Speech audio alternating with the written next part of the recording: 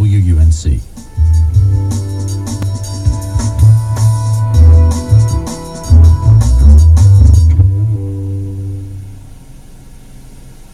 You're listening to an encore rebroadcast of The Dinner Party.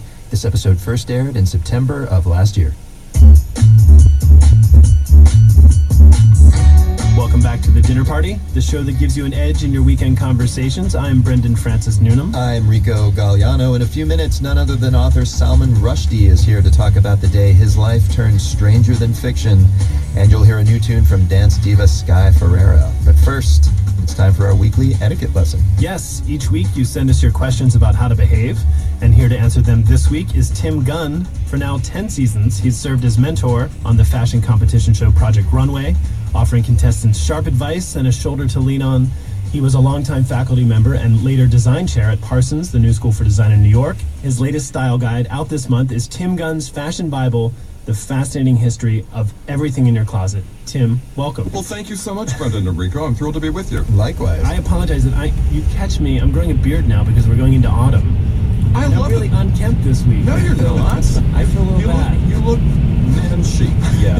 Brendan is diverting your attention to his beard so you don't notice the burlap sacks that he normally wears. That's right. He looks very sharp I today. am wearing my standard blazer, but this book, what is fun about it, it's not just a fashion Bible, it also talks about the history of fashion. Well, and that was my intention. Actually, when I was appointed chair of the Department of Fashion Design at Parsons, it was at that moment that I really wanted to write a fashion history book.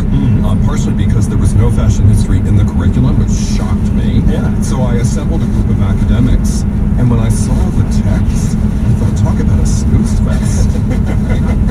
Fascinating. Yeah. How many chapters can you read on an Elizabethan collar? I mean, it just goes on and on and on. Isn't that what Shades of Grey about? In a matter of speaking.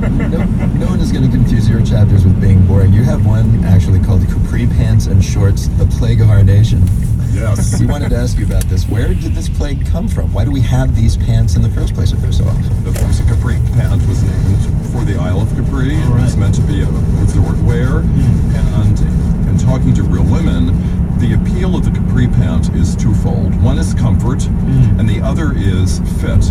You only have to fit one size, the waist. You don't have to worry about where the length of it falls, so it's easy for people. But visually, every woman I know wants to look as long and lean as possible, and our clothes provide a kind of optical illusion to do that. Yeah. They can also provide an optical illusion to make us look shorter and squatter. And that's what the Capri pant does for most women. So I don't understand it. I say, banish it. And on the topic of comfort, my refrain is, if you want a dress to feel as though you never got out of bed, don't. Actually, what you say is the baggy cargo capri is the single worst item of clothing in America. Well, it's the combination of capri and cargo. So right, you look I not see. only shorter, but wider. Wider. All right. Well, you have a way, as we can see, of delivering sometimes stern advice. However, on the show, you do it in somehow a way that makes people love you. It comes from 29 years of teaching. It gives you a lot of resources to draw upon. Yeah. Well, we're hoping that you can teach our listeners about some proper ways to behave based on their questions. You ready to hear these? I'm all set. All right, here's one from Joe in Dallas, Texas. I'm an academic, and I'm super into fashion. Recently, I've been matching my PowerPoint slide color palette to my outfits. Is that too far? Well, first of all, I want to congratulate Joe. I have met very few people in the academic arena who would admit to being a fashion person. That's interesting. I think that they believe in the distributive property of brain cells, and that if they're using any of them to think about their wardrobe, then somehow they're diminishing their academic career. They're going to be short a theory or two if they think about their clothes. Absolutely, and I've been in more academic meetings where people, honestly, people wearing pajama bottoms. And no one looks askance except me. I'm horrified. So, Joe, first of all, thank you for that. As long as you're not